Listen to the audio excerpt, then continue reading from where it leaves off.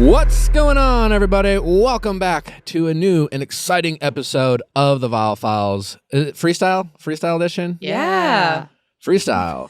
I'm your host, Nick, joined by Allie and Amanda. And our special guest today is the one, the only GirlBossTown, also a.k.a. Robyn DelMonte. Yes. The first thing that I was asked when I came in here is if my legal name is GirlBossTown.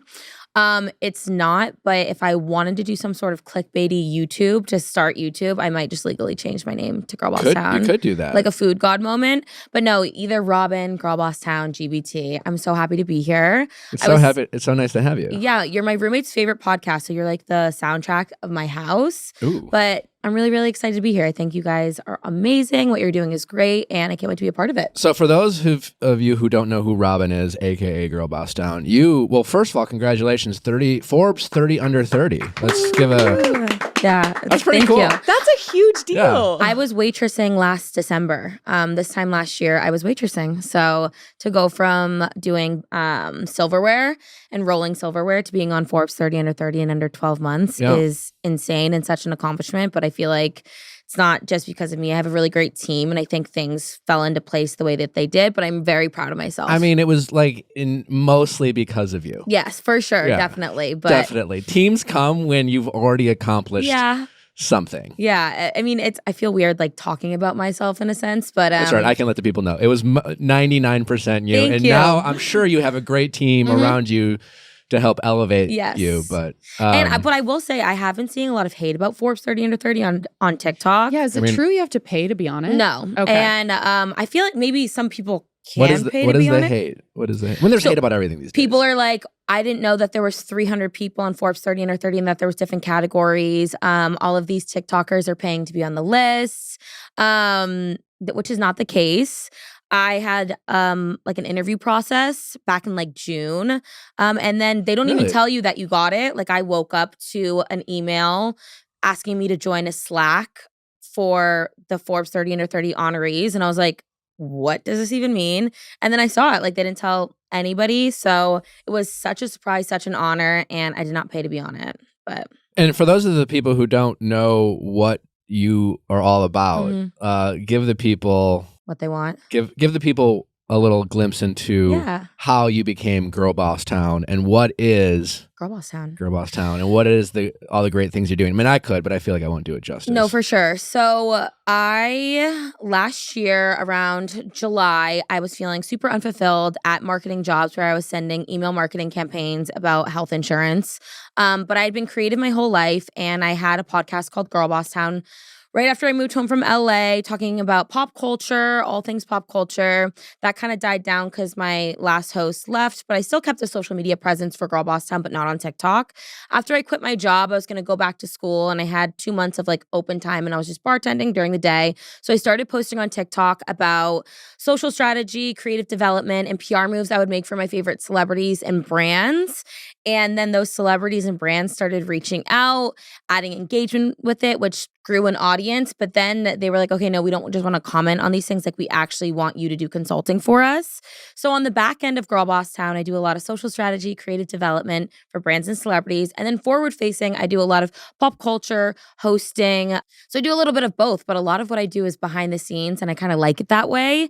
But definitely love marketing, love branding, and it all comes from being a fan. I mean, I could break down my process of coming up with these PR predictions and these PR moves, but I think it comes from just being a fan and a massive consumer my whole life of pop culture. I was reading Us Weekly instead of Hooked on Phonics, and that with a marketing background just got me here. So, and some people just have it, you know? Yeah. I think some people just have a knack for certain things. It's just kind of in their DNA to like... Yeah, and the psychicness is weird. I don't really get it, but I've been doing these things called PR predictions where I'll sit down and I'll predict a celebrity's year. So I did like, I think 60 of them last December. And throughout the year, the things that I've predicted have all started to come true. For example, I predicted Chloe and Tristan having a baby via surrogate, the sex of the baby, the name of the baby, the month that it was going to be born, and the fact that Tristan wasn't going to be involved. Wow. And I don't know how I did that. Do you think it's you're a psychic or you're just really good at what you do? Because I'm guessing part of your process is what makes the most sense. If I were on their team, what would I do? Like, you know, the Kardashians, we know that like obviously they care about media and they make decisions based off of how to be in the media, right? It's not to say that all their decisions in life is disingenuous about that, but clearly they are making moves based off of that. And I'm guessing you probably put that. Yeah, it's trend forecasting. You put that in your brain and kind of compute like how it's going to turn out. And I will say, I've heard from a very reliable source that I have been in the family group chat. So of the Kardashians. Yes. That's more successful than Forbes Under 30. They're talking about you. Yes, they are. And I've met them and they're very sweet and kind. And it's trend forecasting, it's being a fan, and it's understanding media. It's not psychic. If I was psychic, maybe I wouldn't be 28 and single, but you know, that's why I'm here. I feel like especially at the beginning of the Kardashians' like rise to superstardom, there was this big narrative of like, they don't do anything. Like, why are they so famous? And I'm curious because it seems like a lot of what they did at the beginning was just like this mastery of the public's attention and intrigue. And I'm curious if you have insight into what sets them apart so clearly from like all these other celebrities, reality personalities. Well, I think it comes down to a formula. And I think it comes down to, in the beginning, we wanted to watch them because of their family dynamic. And we became invested in that. And then we became like, we felt like we could trust them. We felt like they were our friends. We each saw each other and at least one of them and their family dynamic. So then that builds trust and that builds an audience. So then when they start to expand in business, you become invested in that subconsciously rather than people just trying to push product right away. And I mean, they've been on the air for 15 years. So I think if you think that they're famous for nothing, okay, you can have that opinion. But I think they've grown massive businesses and are extremely successful because they understand the media. They have it down to a science. And that's why we're all still talking about them X amount of years later. Yeah. They're dripping with talent, I think. Yes. It's just a matter of how you perceive that. What do you perceive that talent to be? I think Kim even said that in an interview once because someone asked her about how does it feel to when people say you're famous for being famous, and she said it takes a lot of skill to make people care about you for this amount of time. I mean, get your fucking ass up and work. Get your fucking ass up and work. Get your fucking ass up and work. Yeah, for sure. If you were to give one piece of advice to somebody who's entering this industry from your field and like perspective, what is the best piece of advice somebody gave you and the worst? Someone gave about me having longevity in the industry. Well, what someone gave me is none of this really matters. Yeah, which is in the reality TV space was helpful for me, definitely. Especially when you're going through it and you feel like the world's against you and you're getting criticism. That was pretty good advice. The worst advice I got, I'd have to think about it. Nothing really comes to mind in terms of like, I remember someone telling me that and that was terrible. But I feel like when you start to get into the industry, there's so many people in your ear saying different types of things. I had advice about doing certain shows that I ended up not doing, and I'm glad I didn't because I wouldn't be sitting here today if I would have said yes to that. The advice of, I think RuPaul said this too, like never turn down an opportunity to be on TV. I don't know if that really applies for people like me. I think you can say yes to certain opportunities that don't point your arrow up, but rather point your arrow down, so to speak. For sure. But it is all about how you respond Definitely. to any situation, I think. I agree. Rothies. They're on my feet right now. Oh, they look great. Thanks. God, I just always get floored by knowing that they're made out of recycled plastic. I know. Wild, right? You know them, you love them, Rothies. They're making amazing footwear, flats, shoes, purses, handbags. The men wears is amazing. They have sneakers, loafers. Loafers are in, by the way. Loafers for the men. Yep. It's a very trendy shoe. It just got fitted for the PCAs. I'm wearing a loafer. For the man in your life, get him a nice Rothy's loafer for Christmas. I get this nice red loafer pair. It looks great. He'll instantly be the classiest person in the room. Yeah, and then they'll look brand new forever. You can wash them. He can literally go mudding in them because you just throw them in the washing machine. And they're handbags to die for. Everything Rothy's makes, I trust, I love. It's really incredible.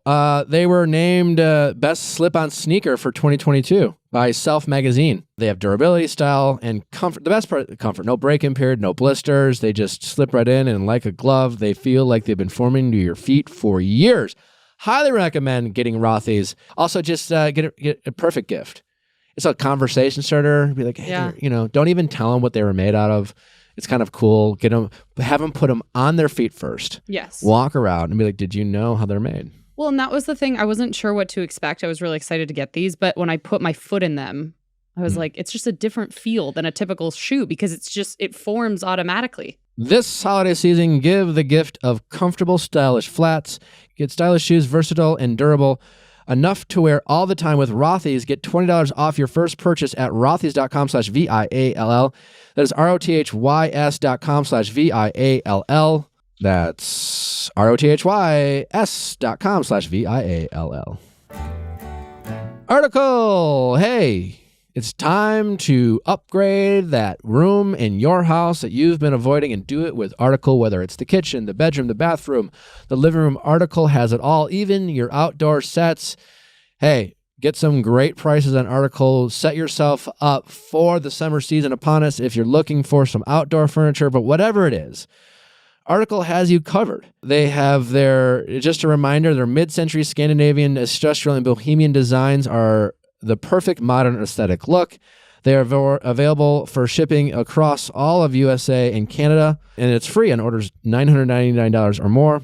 They have great prices. They cut out the middleman. They don't have the showrooms and all those things. They make the shopping experience super fun and convenient online. If you don't like it, they make it even more convenient, but chances are you're going to love it, because everything they make is just really cool and comfortable. It's incredible. I've always gotten compliments on my Article furniture. And I feel like with the holidays coming up, it doesn't really matter what you're celebrating. You might want to get together with friends or family, and you want to have, like, I'm hosting a white elephant exchange next week. You want your house to look good. You want to have furniture people like to sit on, but it's also aesthetically pleasing. And I find that their products show up faster than other stuff. They have more available. They have more stuff, more inventory. They're just cranking out really quality, high-end furniture pieces. Article is offering our listeners $50 off your first purchase of $100 or more. To claim, visit article.com/VIALL, and the discount will be automatically applied at checkout. This holiday season, upgrade your furniture at Article. That's ARTICLE.com/VIALL for $50 off your first purchase of $100 or more. Well, I'm excited to do this episode with you. We have a lot to get into. We have Justin Glaze with us, zooming in a few, and we'll be asking him about his experience on the beach, specifically what really went down with him and Eliza after she showed up in Baltimore, and is there any more of that story that we didn't get to hear? Obviously, I wanted to, I guess, quickly just sum up or recap the Victoria and Greg interview that everyone seemed to enjoy and listen to. Well, everyone listened to. Most of you seem to enjoy it, but yes.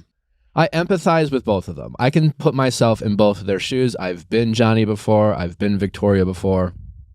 That's my main kind of take on the interview. I just don't think it's that hard to believe a 29-year-old Victoria went on a beach and met a guy she didn't even know existed, was in a bubble, got engaged in less than 3 weeks, and quickly found out that this relationship wasn't for her. Yeah.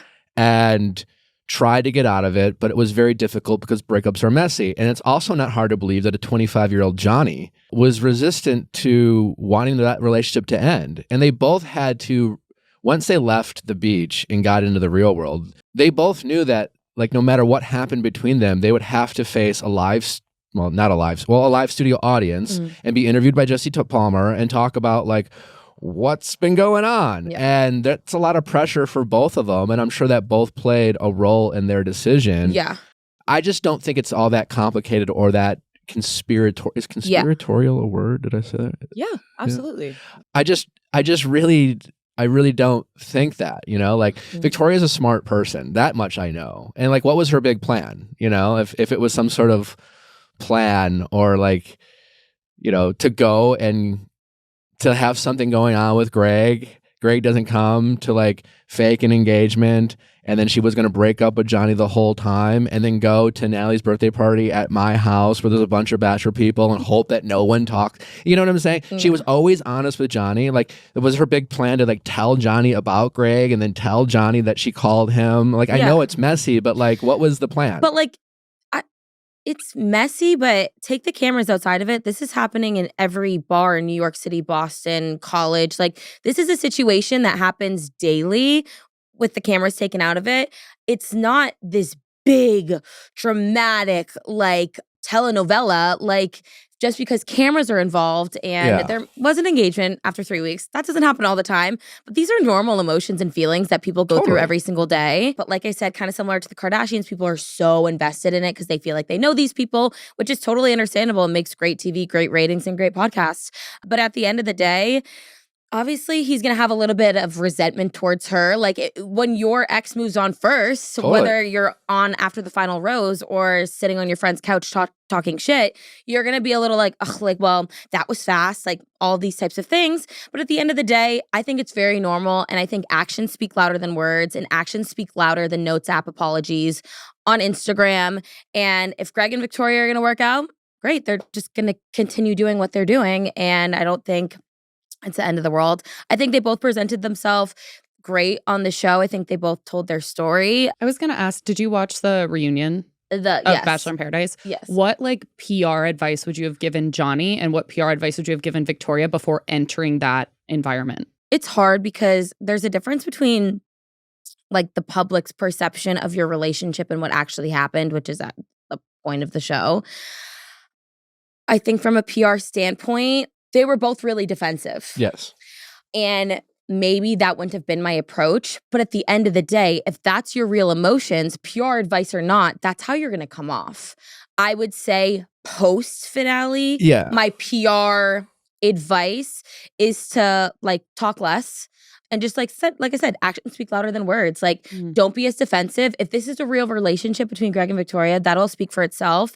It'll last the length of time, and then people will be like, okay, well, I guess, I mean, that was kind of weird how it went down, but it worked out and it was great. Exactly. If it works out, people won't ultimately care. That's what I told them. And if it doesn't, then, well, it won't matter anyways. Yeah, you'll be more upset about your breakup than this. Yeah, exactly. And for Johnny, like being 25 and trying to figure your life out while also being engaged on TV and then being embarrassed on TV, like there is so much. He wasn't embarrassed. He felt embarrassed. I don't think Johnny like embarrassed himself. No, that's what I'm saying. Like he felt embarrassed, had resentment. I think he just needs to figure out like himself. I think he needs to pull back a little bit. I know, like that's what I'm saying. Yeah, and but also at the same time, at 25, like I had no idea who I was. If I were Johnny in this situation, I would have just been just as angry and just as resentful. I probably would have been worse. Yeah, I but I think.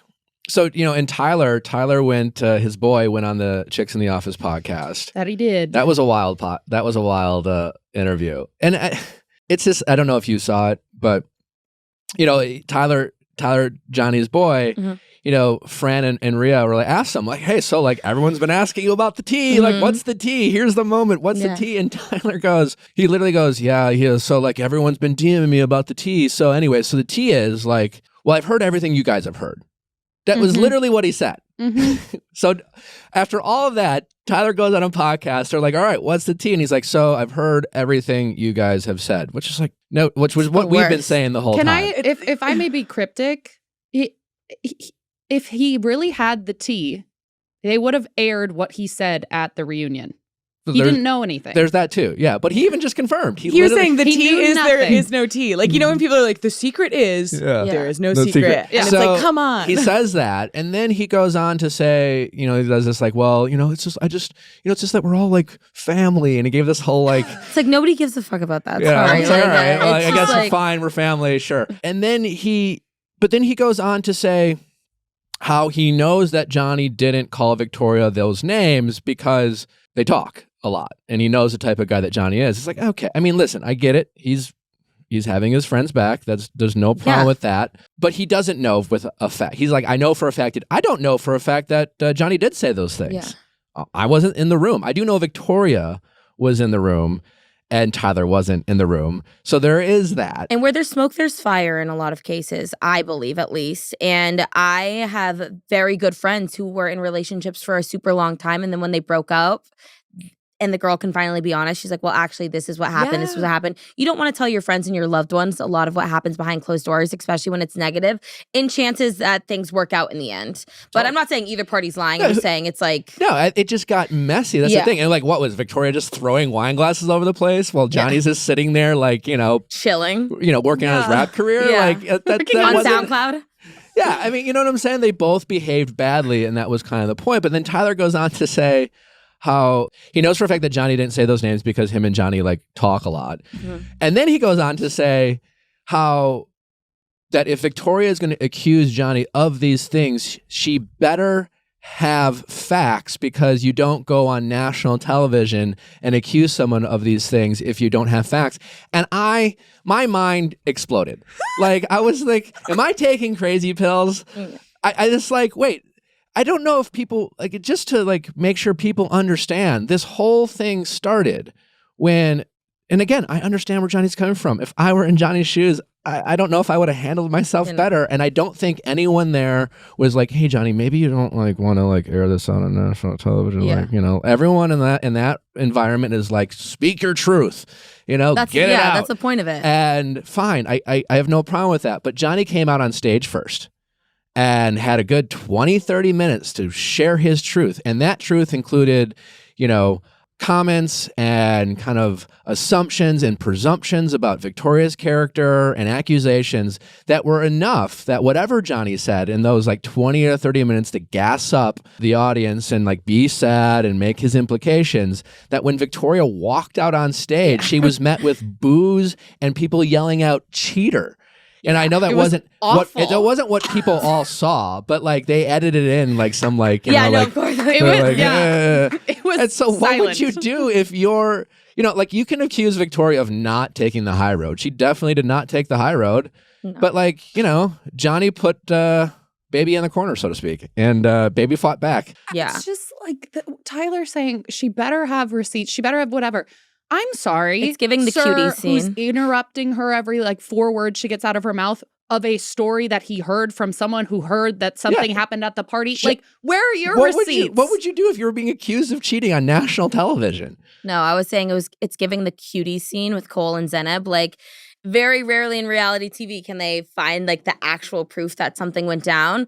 But at the end of the day, like, think of, it's so hard to watch TV and like actually genuinely put yourself in these people's positions. But like you were saying, if you walked out to all these boos and people yelling cheater, I would be like, I would flip a table. Like, I'd be Teresa Giudice. Like, I would be like, fuck this. Like, this is not true. And think of your intimate fights with your significant other when these types of accusations are going down without cameras. Like, it's crazy. But, Yeah. I mean, So It was just so, like, as someone who was there, Johnny coming out first, saying his whole you're already at a spiel. disadvantage. My friend was Huge sitting next to me. disadvantage. Yeah. I mean, I was coming in with some knowledge of the situation because we had some knowledge, but my friend sitting next to me who knew nothing, before Victoria even came out, was saying, this is not looking good for her. Like, everyone was and Team obviously, Johnny. from a producer's standpoint, they made him come out first. Sure. I mean, if like, you have- it's he- calculated. he's like, got Sad boy. he's got Sad this boy with a he got broken this, heart. yeah. They award heartbreak on that show, and Yeah. that's fine. So yeah, Tyler doesn't know anything. He is as much confirmed, and they both behaved badly in that relationship. They both behaved like maybe not their best self on the finale, but I get where they're both coming from. But Yeah. it is a fact that Johnny, if you're like who threw the first punch, so to speak, publicly, it was Johnny. And he might have done that under the protection of being sad and heartbroken. And he was just like, you know, I don't really know. Like, I want to believe her, but like, who really knows what you can believe these days? You know, like, that's an accusation, you know? And then he accused her of emotional cheating. And it's just like, all right, but like, it's just not that hard to believe do you that think it was calculated though? by who, Johnny? Like, do you think like his emotions were real, or do you think this was like calculated in a sense? I think they all play into it a little bit. Okay. Yeah. You know, I think he was, to say that, I think for sure his emotions were real. He was genuinely sad. I don't think he faked heartbreak, but I'm sure on stage they all perform a little bit. But yeah, I just don't think it's like people, I know like if you're listening in and you know, like Allie said last week, you're going to identify with certain people. You know, if I've been cheated on, I get it. Like it's Same. easy to connect with someone, but like this situation is not the same as your partner for 6 months texting someone else and talking about their feelings and having an emotional love affair. There's a difference between going on a one-on-one date and learning how somebody pays their taxes. Like when you take somebody and put them into the real world, like shit changes. Like, yeah, that's a great line. but also the one thing I will say about the podcast with what Greg was saying that I was kind of like, ooh, like maybe I wouldn't have worded it like that, was when he said he was upset when he came back and found out that she was engaged because he wished it was him. Yeah. When like 6 weeks earlier, like he was in another relationship and they were texting each other about who's going to paradise. It's like, okay, like I can get it if she came back and you're like, oh, like that sucks. Cause like I kind of wanted to pursue that. And he's like, well, I wish it was me getting engaged to her on the beach. It was kind of like, well, weren't you just saying before you guys were friends and nothing happened? Like I think that little part of the story was a little weird. I was like, okay, but I just think it was. I think they probably had a crush on each other. Yeah, totally. These are two hot people, like who just kind of knew. So it's like, I think maybe we should be talking. Yeah. And being someone in Bachelor Nation, I'm hot, you're hot. Yeah. Let's be hot together. kind of. I need that to happen to me. And in Bachelor Nation, I don't think it's that being in this world. Yeah. I don't think it's that crazy to. Are they guilty of coveting each other? Maybe. Yeah.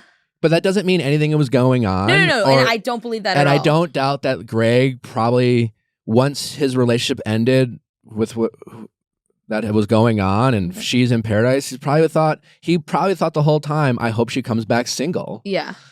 You know? Totally. And he, you know, and she didn't. But so just like how he worded it, he's like, I wish that was me proposing to her. I was like, whoa, okay. And That's Victoria has acknowledged that she, on the episode, that she probably didn't handle that whole breakup the best way. She probably could have been cleaner. She probably could have been more assertive in the breakup, but that's not super easy if you've ever tried to break up with someone. Who doesn't want you to? Who doesn't want you to? It's really hard. Like, it's met with resistance. And you're just like, fuck, you know? Yeah. So it's a little messy. And I know Johnny had some back and forth on Instagram.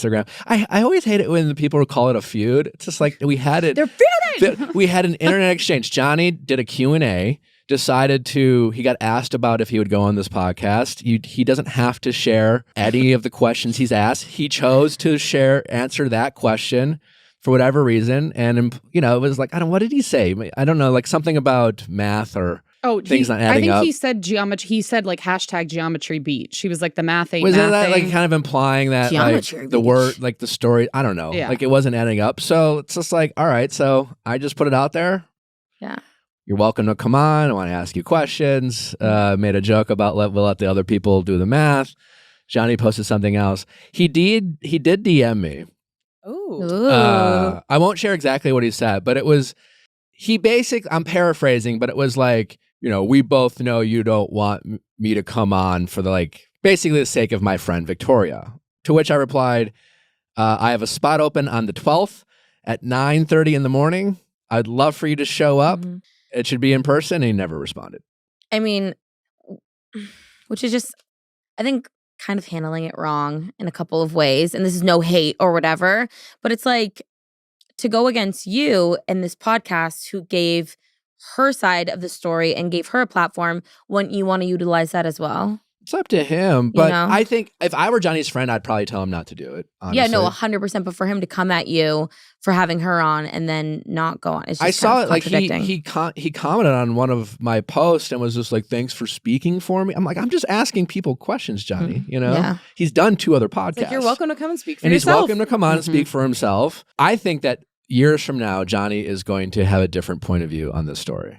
Yeah. I think he's going to heal and move on and probably think, you know, I've been in Johnny's shoes before. Yeah, like that put a bad taste in my mouth. Or you just once you heal. Like I've Yeah. said this before, like when Caitlyn broke up with me the second time around, I was so mad at her for such a long time. And I Yeah. felt like I very much had a right to be mad for how things played out and the choices she made.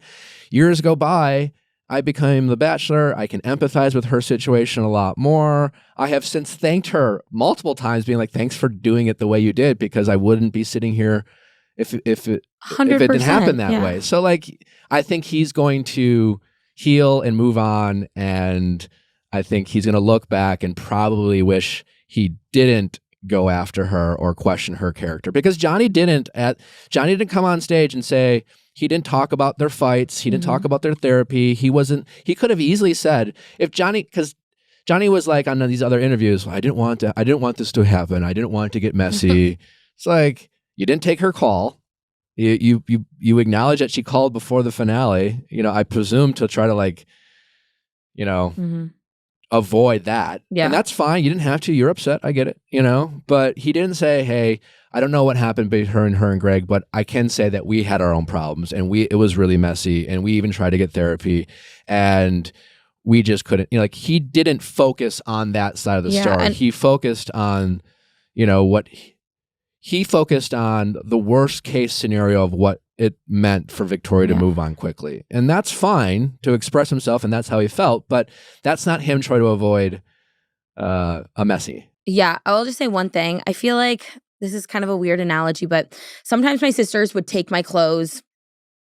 We would fight over it, and I'd be so mad that she borrowed this shirt that she didn't like ask me, and I would get so caught up in like, well, you didn't ask me, you didn't do this. And then I wouldn't think about, but I wasn't going to wear that shirt anyways. It doesn't look the best on me. And honestly, she can have it. But sometimes when you get something taken away from you, you're more upset that something was taken away from you than what got taken away from you. The loss of it. So it's like he has every right to be upset that he thinks something got taken away from him, whatever happened. But if he actually like took a step back and was like, okay, well, what am I losing? A relationship that isn't healthy, isn't going to work, and is actually going to let me be with somebody who's right for me. Like, that might not be as much of a loss as I'm acting like it is. So, I mean, that's just kind of... I agree. I hope they both choose to move on. Johnny is welcome to come here, but honestly, I think they've kind of said their piece. Yeah. And so, that probably is good for them to just try to be happy, and I'm sure we'll see Johnny on the beaches of paradise. Or on Raya within the next couple of weeks. One of the two. Yeah. All right, let's bring on Justin. Another person ready to say their piece. When it comes to choosing a wireless plan, you're forced to compromise. But what if you didn't have to? What if you could get reliable service without a contract and save money? Introducing Total by Verizon, a new no-contract, no-credit check carrier for you and your family with plans starting at just $30 per month on America's most reliable 5G network. Sacrifice nothing, experience everything. Total by Verizon is available at totalbyverizon.com and at retailers nationwide. Based on first-place rankings and Root Metrics' first half 2022 5G assessments of 125 metros. Experiences vary, not an endorsement.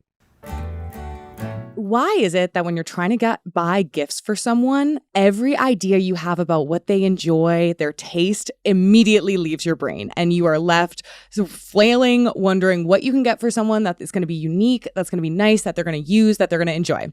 Uncommon Goods has your back. I mean it, because you go on and it is so many gifts that are really just like feel thoughtful. Like, for example, one of them that I really like is they have geode state ornaments. And so it's like there's this beautiful Massachusetts ornament with like a crystal formation. And it's just the kind of thing that would make me feel known if someone gave it to me. And they have all of their products are like that. Build your own hot sauce set? So cool. And it's because it makes people feel like it's even more personalized, because that's stuff that you know they're passionate about or you know they'll enjoy, and they're not like everyday things. I know you guys have some friends who love a good hot wing and would like die for a chicken, for a hot sauce kind of set situation. That they could name after themselves? Yes. What a treat. Absolutely. So if you're looking for the uncommon goods, think of uncommon goods to wow your friends. And if you're just looking for like, where can I find this? Always check out Uncommon Goods, because chances are they have something cool and special that will blow your mind.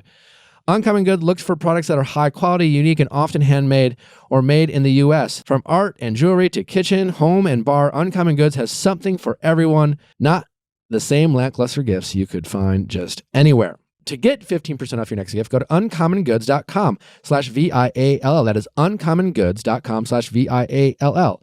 UNCOMMON goods.com/VIALL for 15% off. Don't miss out on this limited time offer. Uncommon Goods. We're all out of the ordinary. Justin, welcome. Good to be here. Thanks for having me. How you doing, pal? Oh, I'm doing well. I can't complain too much. How's your heart these days? We always like to find out how our reality TV Bachelor people are doing. It is, it's hanging in there. It's open. It's along for the ride, just like me, and waiting to see what's next, I guess. Okay. Well, we appreciate you joining us. We wanted to chat with you because I felt like a lot was left unsaid or maybe just unshown between the story of you and Eliza after she went to Baltimore to try to pursue a relationship with you. And you're my friend, but I also, like, I gave you kind of a hard time on the show about, like, I felt like you were a bit abrupt with her. Like, she came all the way to Baltimore and put herself out there. And before anything else, you were kind of like, nah. And then it just kind of ended. And that's kind of where things left off, and then we saw Eliza basically pursue Rodney at the finale, which seemed a bit off. But I'd love to have you shed some context for us about like what happened. Bring us back to Eliza goes to Baltimore. She knocks on your door. What was your thought? How did that go down? And are we not seeing things that happened? And I would love to hear your side of the story. Yeah, so there was definitely a lot more that went down that day and that night in Baltimore and the weeks after that. So when Eliza came to Baltimore, as you alluded to, I definitely was a bit abrupt and rather precipitous in my response to her. And, she kind of filled me in on what went down, I guess, a day or so prior with her ending things with Rodney.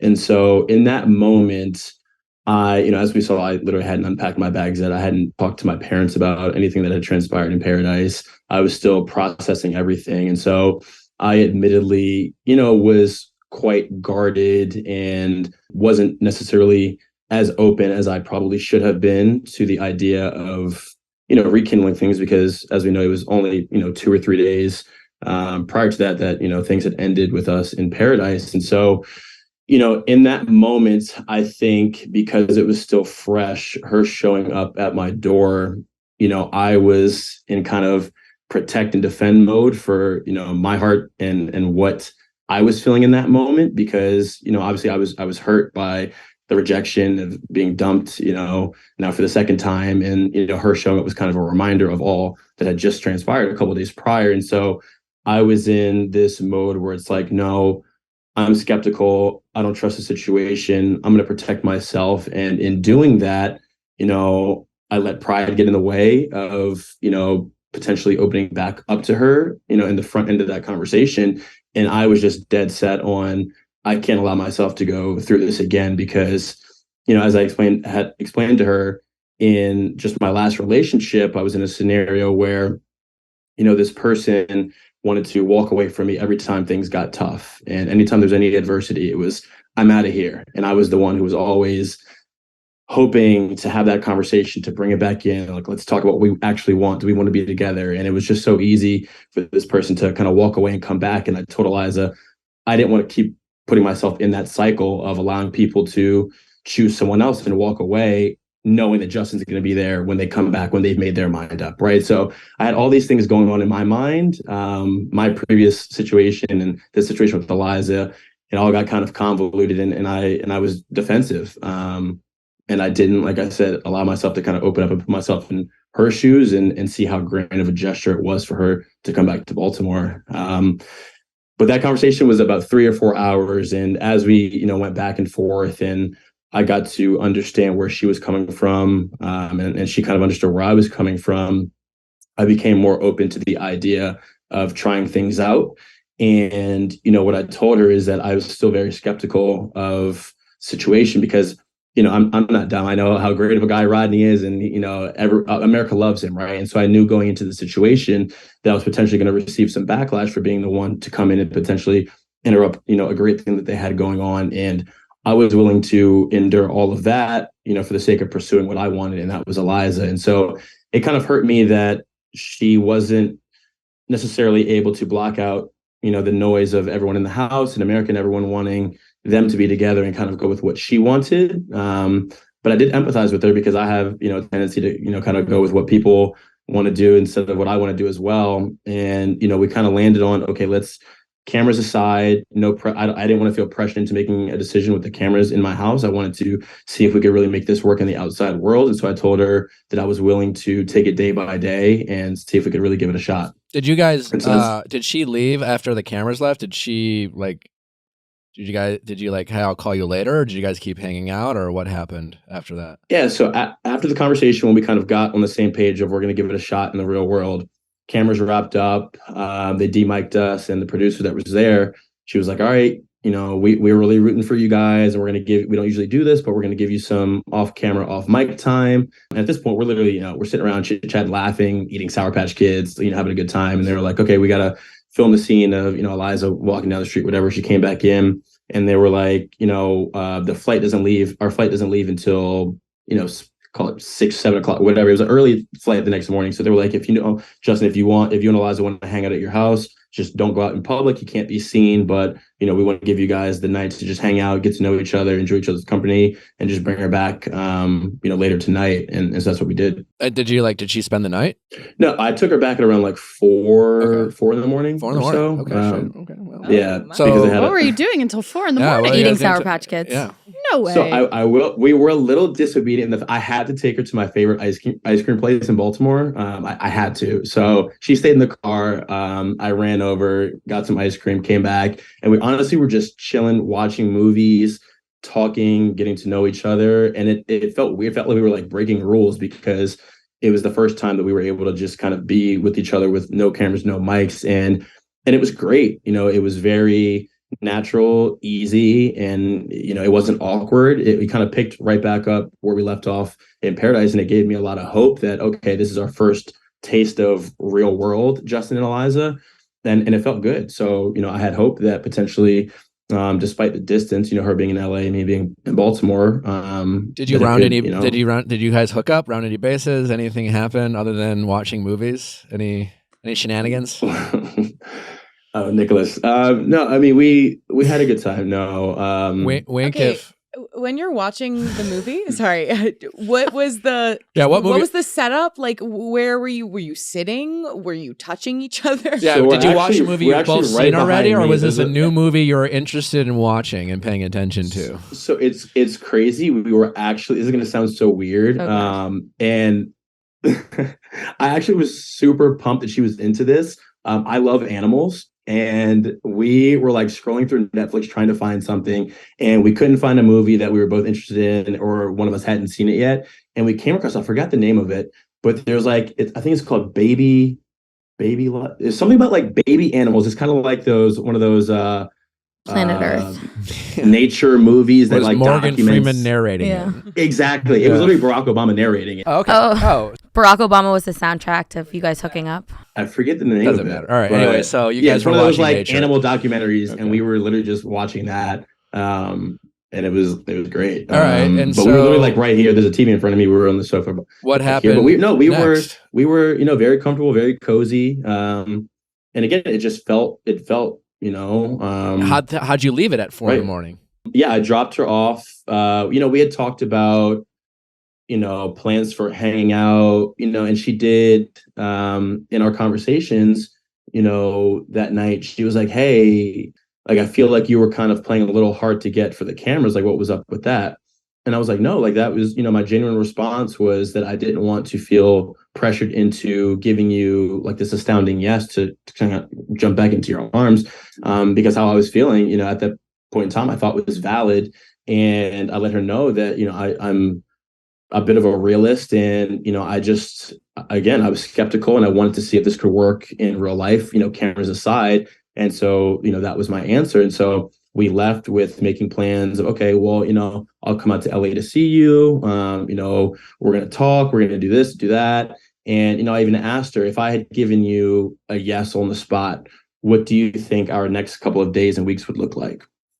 She said, we would talk every day, probably. We would plan to hang out and go from there. I said, okay, well, by me saying, let's take it day by day, what do you think that I mean by that? And she was like, well, I would imagine we would talk and plan to hang out. And I said, exactly. That's exactly what I intend to do. And I want to show you that my actions are going to align with my words there. And that's exactly how I want to go about this. Let's talk every day. Let's continue to form a relationship and plan to hang out. And I'll see you in LA soon. And so that's how it left off when I dropped off at the hotel. And then did you guys ever hang out in LA or? So the days and weeks after that, we did talk every day. And so about 2.5 weeks after that, Greg Grippo had hit me up, and he was like, hey, man, I got invited to go to this MLB, like Major League Baseball All-Star Weekend events. Like, do you want to come with me? Andrew doesn't want to, or Andrew can't come. And if you don't come, like, I probably won't be able to go. I could tell he really wanted to go. And I was like, Greg, I'm not going to lie, I don't really care about these events, but I have been talking to Eliza about going out to LA. So, I could kind of kill two birds with one stone and go out there with you. But let me call her to see if she's available this weekend, because if she is, I'll go. If not, I'm probably going to pass on it. So this was like a Thursday, I believe. Wednesday or Thursday, I called her. I was like, hey, what are you doing this weekend? And she was like, I don't really have any plans. Like, why, what's up? And I was like, I think I'm going to come out to LA to see you. And she was like, what? Really? And I was like, yeah. I was like, Greg has these events. I told him I'm not really that interested, but I figured, I'll go with him. And my plan is to hang out with you. So let's hang out. And she was like, oh, yeah, no, you should definitely come. And so, we kind of planned out whether, we should go somewhere like in the Valley, low key, where we wouldn't be seen, or if we were just hanging out at her place or whatever. Valley? But either way, we knew. I'm just teasing you. I don't know that much about LA, but Yeah, that's like a more discreet, right? It's not really. Oh, People talk shit about the Valley. But I thought it was just like you a can't more, go like, to the low-key Valley and be place. like, no, it's like Greg and Victoria going to Rome, be like, no one's gonna see us. Yeah. Okay. Yeah, we weren't I'm gonna just do giving you that. shit, man. Go But ahead. no, But either anyway, way, so it you're was hiding in like- the Valley. Either way, it was like, let's get a drink. I'm not from LA. I'm like, this is what I'm told. I'm like, all right, well, it sounds low key, the Valley. I'm like, all right, I don't know. So either way, it was like, all right, let's grab a drink or let's just hang out at your place and go from there. So that was the plan. And I got up to LA, and I guess I got there on a Thursday or Friday. Hit her up Thursday, Friday, Saturday, and for whatever reason, we weren't able to connect, unfortunately, and we didn't see each other and didn't speak. So like with she each didn't other until, like you reached out and nothing happened? yeah, I reached out She a was couple. busy, I reached out or- a couple of times, and I guess I don't know if it was a timing thing or other plan. I'm not I have a sure quick what question. exactly. Shoot, yeah. Why would it take Greg inviting you out to LA for you to go out there to see her rather than just like you wanting to go out there to see her? Yeah, no, great question. So I felt a bit of hesitancy. I had mentioned going out there together. I'd even called a producer, the one that came to Baltimore, and I was like, hey, listen, like, I know we're not engaged, and I know you guys are rooting for us and you want this to work. Is there any way that we could do like a happy couples Airbnb or something? Like, would you guys be willing to do that for us? I told Eliza, hey, like, I'm trying to hook this up. I'm trying to get out to LA. And there were times where I would, try to do like little cute things. Like, we were in Baltimore, and the ice cream flavor she loved was s'mores, right? And so she was feeling down one day, and obviously I couldn't ship the ice cream from this spot in Baltimore, but I wanted to like send her some stuff to her house. And, she was kind of weird about, letting me know where she lived or anything like that. And so I didn't at the time feel like she was kind of all in on us doing something, and it's funny you mentioned Greg and Victoria. She was like, Eliza was like, I'm super homesick, and she grew up in Germany. So I was like, hey, listen, like, would you be down? I'm very spontaneous. I was like, would you be down to go to Germany or like do a trip throughout Europe for us to hang out? Or, screw it, right? And so I had kind of tried to initiate these one-on-one meetups, and didn't feel like I was really being met halfway. So I figured, hey, I can go out there with Greg. And again, I was kind of skeptical. I was like, if something like this does go down where we don't hang out, at least I'm not kind of stranded in LA by myself. Yeah. But Greg had the understanding where, hey, I'm going to go out there, but my priority is to see Eliza. So I might not be with you all weekend. But as a safeguard, at least I'll have somebody to be with if things didn't work out. Gotcha. And then you just went to LA, and sounds like maybe she had maybe decided to move on at that point, really, or just didn't work out. Yeah, and there was a point throughout the weekend where, and I was showing my friends, Mike was with us as well. I was showing them the messages, and I was like, hey guys, I was like, is it me? How do you guys think I should be handling this? Because, they know me, and I was truthfully at a place where I was like, I want to make this work, because Baltimore was, after the cameras and everything left, it was great. And, I did swallow my pride, and I was just like, hey, because, hours and hours would go by without hearing from her. And I was like, hey, listen, I don't want to, be dramatic or anything, but I kind of feel weird about, how this has gone. Like, I've been in LA for a couple of days now, and it doesn't feel like, you want to see me that much. And if that's the case, that's totally fine. I just want to know where you're at with things. If you do still want to meet up, I'd love to, but if not, like, just kind of let me know where you're at. And she was like, oh, I think it's just a miscommunication. I thought you were out here, because you're with Greg and you guys had some events to attend or whatever. And I was like, okay, that's totally fine. But I do want to see you. So, do you want to hang out still or not? And she was like, yeah, like, how about tomorrow? And then tomorrow was my last, that next day was my last day in LA. And that's when I was meeting up with Nick and Natalie for dinner. We were at the home run derby. We were getting dropped off because Greg was going to have dinner with Nick and Natalie. And I told him I wasn't going to be able to attend because I was going to meet up with Eliza. And when we got dropped off, I told her, I was like, hey, I'm on my way. I'm going to get an Uber to your place. Still didn't know where she lived at this point. But I was like, I'll Uber over. I'll pick up some wine, some snacks, and we can just chill. And I got to dinner, or I ended up having dinner with Nick and Natalie because I hadn't heard from her in a couple hours. And while we were wrapping up dinner, I got a text from her that said, I actually think it's too late. I'm going to go to bed. And then we didn't speak after that. And that was it. All right. Yeah. How did you feel when she made a play for Rodney at the finale again? I mean, obviously that sucked to hear, right? But I think it kind of, it's why I was a bit skeptical, because I was afraid of a scenario where, she would flip-flop happening again. But I can't fault her for feeling that way. I mean, nobody except for Eliza knows what it felt like to be in that position at that time. And I feel like it's so easy for people from an outside view to kind of look and be like, oh, well, Eliza should have done this. She should have done that. Right. And, we all make mistakes. We're all out here doing the best we can. But, even me watching back, it's like her and Rodney had this, this great connection. And I can't fault her for, trying to go with what she wanted at that point in time. I would like to believe when she came to Baltimore, she really did want to see things through with us. And perhaps I made her feel a bit rejected in my response. And, maybe she had some time to reflect. I'm not sure, and realize that Rodney is who she wanted. But it did suck to hear. But at the same time, it kind of gave me some reassurance that me not diving in head first perhaps was wise on my end. I'm not sure. Okay. I also low-key think it was like poetic that you guys were eating Sour Patch Kids, because it's like first they're sour, then they're sweet. And your biggest fear is on people flip-flopping on you. And sometimes with our biggest fears in relationships, we end up mirroring that to make ourselves not get hurt. So in a sense, your biggest fear was people flip-flopping their emotions, when in reality, that's kind of what you did as well too, because like when she first came in, you were like, no, I don't want to do this. Like, this is too much. Like, I got rejected. But then you're like, okay, but I'll fly to LA and come and see you. I want to see you. I want to work this out. And there's no fault to that either. I'm just saying sometimes I feel like with both of you guys were both kind of flip-flopping emotions a little bit. That's how I see it. Yeah. I think, I appreciate you sharing, Justin, and because I just see it at this point where if you guys really, ultimately, I feel like this is like the cutest love triangle of all time between the three of you guys. And ultimately, I just don't know if it ever, I don't know if there's a match between, Eliza, Rodney, or you and Eliza. But yeah, it's just like someone needed to really put themselves out there.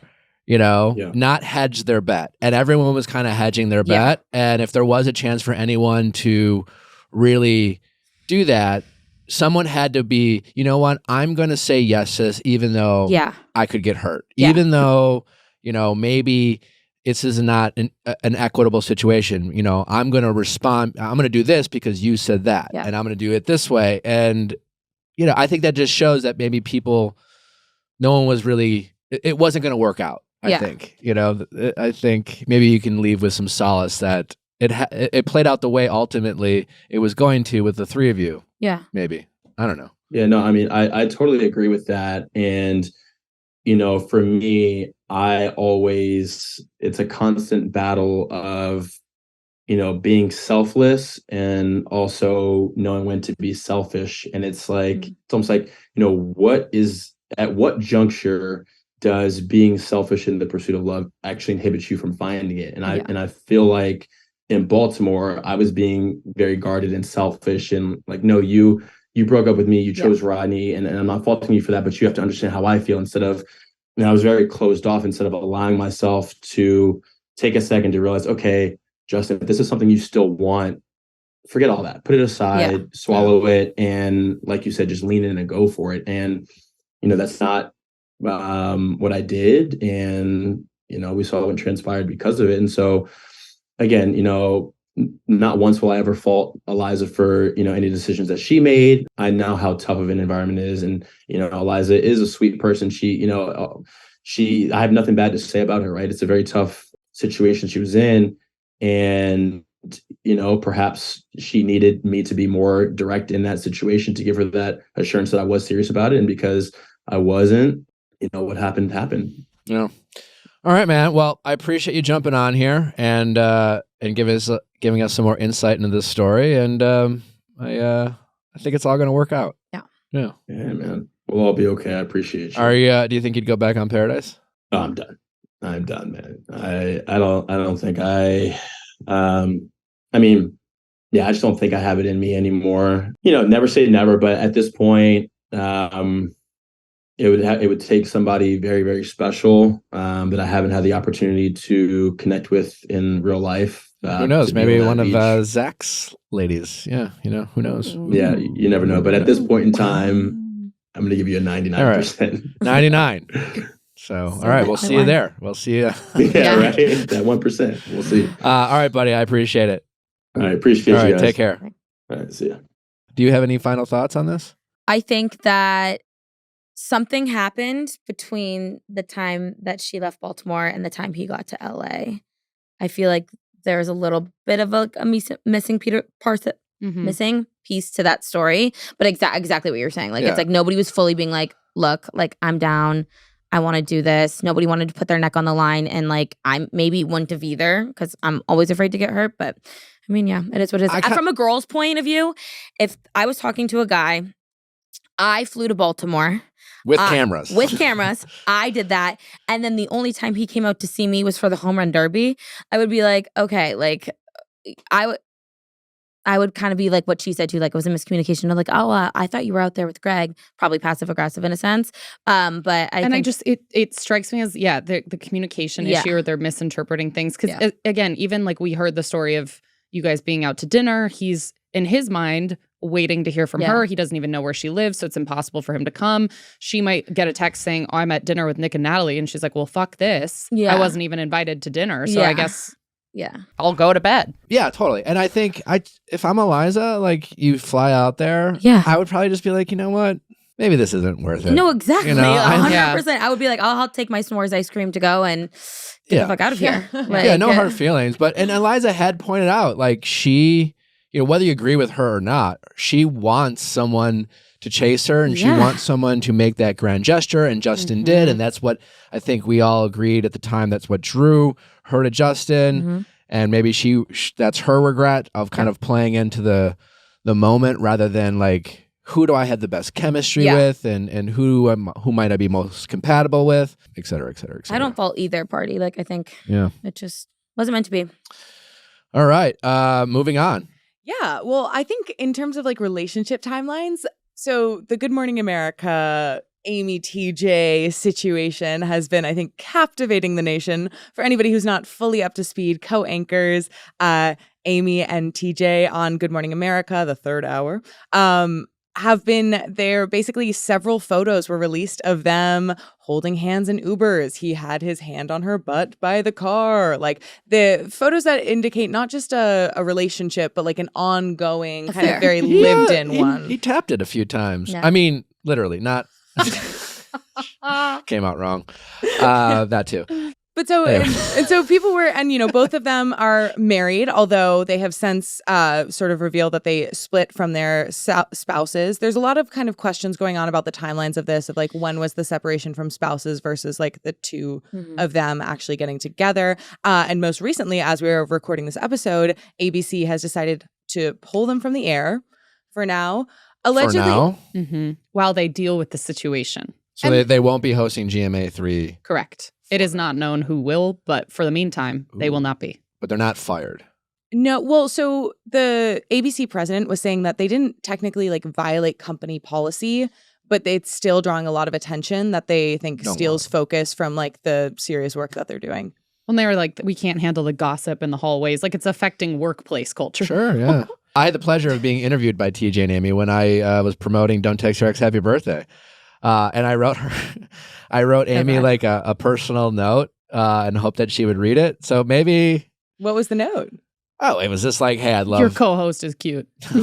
Shoot your shot. Choose love. It was just like, hey, Don't text your co-host happy birthday. It was just like, I don't know, Stop something benign. Like, I appreciate the opportunity. If you get a chance to read, I'd love your thoughts and, great to see you again kind of thing. But what was the chemistry like when you were with them in person? Great chemistry between the two of them. Yeah. Not like I wasn't like, oh, these two be Fucking. But they were very nice and very, but they certainly had great chemistry. That's for sure. I mean, when it comes to the question of timelines and relationships, I feel like lines are always blurred, but you can't really argue the timeline theory because it's like, regardless of if they were on the outs, what are the odds that they're both on the outs in their relationships at the exact same time, and then they both leave their relationships at the same time, and then they start hooking up? Like, there was shady shit going on, 1000%. I mean, this was just going to come out so wrong because it was going to be like, oh, when like you're on a show with somebody every day, there's bound to be chemistry because you guys are on a show, but there's no chemistry. Allie and I are secretly hooking up. But like, I feel like a lot of times that type of environment, if you're not in the good place with your partner and the person who you sit next to every day is giving you what your partner lacks, then I can see why something would happen. I just don't know from a PR standpoint, this is a fucking mess. But I think it's different when there's children involved. Because at the end of the day, where my mind goes are the kids. And that's probably where like the parents' mind should go as well. But it's already a PR mess. Like the pictures are out there. And then not only the pictures are out there, and it's not like, okay, let's take the time to figure out like what we're going to do about this. They have to go on the air the next day next to each other. It's like there wasn't much time for them to figure out like, how are we going to combat this? Which is probably why it got taken off the air. Obviously, the news is like, okay, like let's figure this out. But they also probably were turning to their teams or the people to deal with it to be like, okay, we need to figure this out. How are we going to go? There's got to be so many like potential segments that would be awkward to talk about on GMA3. They talk a lot about relationships and dating. But people have been clipping that and putting it on TikTok, like the awkward moments. Like the woman kissed her wife and her name's Amy. Kissed her husband, and he was like, ew, ugh. Like, have you seen that TikTok going around? On the air? No. Yeah, they've been clipping moments of already. The awkward. Yeah. Okay. My question is, so clearly the statement is saying, the gossip, the whispering in the hallways, we want to, cut that. We don't need that in the studio. But I feel like for the most part, it's pretty obvious when someone's having an affair or if someone's fucking. Like, you think no one knew? Work? Yeah. I don't know. I thought I heard something like people maybe knew. So then I'm like, wasn't the whispering already happening? I think the quote unquote whispering is not what they're really concerned about. Not at all. It's like, workplace whispering happens all the time, or water cooler talk or whatever. But when it's national media, and then the workplace conversations are in response to the national media, then it becomes, I think, a major distraction. Well, they made a little comment on air on Friday, and they were saying, what a week. Well, can't wait for the weekend. Yeah. But I also think that a lot of times with affairs like this, and when they're like not afraid to be holding hands in Uber, people know about it. Like people around them know about it. And maybe their spouses knew about it. And you never know, like the fine lines, fine details or whatever. But yeah, I don't think the whispering. So did someone hire a private eye? It looks like from the photos that were taken of them, like on their weekend away, especially, it seemed very private eye-ish. And a lot of people are saying the marathon they ran together is like either... They did a lot of training. Wow. Yeah. Well, many regards. When they were interviewing me for the book, I remember Amy just made, and I didn't think much of it or anything like that, but she just kind of made a like a lot of people say that. It's like, maybe I could use this book. I don't remember, like, I didn't know her relationship status. I didn't know she was married. You're the reason behind the affair, essentially. I gave her the book. Yes. And, you heard it here first, folks. No, absolutely not. But I just remember she made like a very I just took it as charming and towards me because she was interviewing me. And then I was like, oh, well, here's a personal signed copy. I hope you take a look. So that was kind of... What do you guys think is going to be the next step? I think that... Yeah, you tell us. I think that one of them is going to step down. I was going to say, they can't bring both of them back. No, one of them's going to step down. I think it's going to be... His name's TJ? Yeah. I think it's going to be TJ. He's going to take a step back. She will continue. It won't die down right away, but I don't know if they'll both publicly make statements, notes app apology. I think they might try to just keep on going. If they're happy in their relationship, if they it would be one thing if someone discovered they had an affair, but they were no longer together. I think that's when they would issue an apology. But if you're still actively with that person, I doubt you're really going to apologize. Also, it's entirely possible that maybe they had been separated for a long time. Yeah.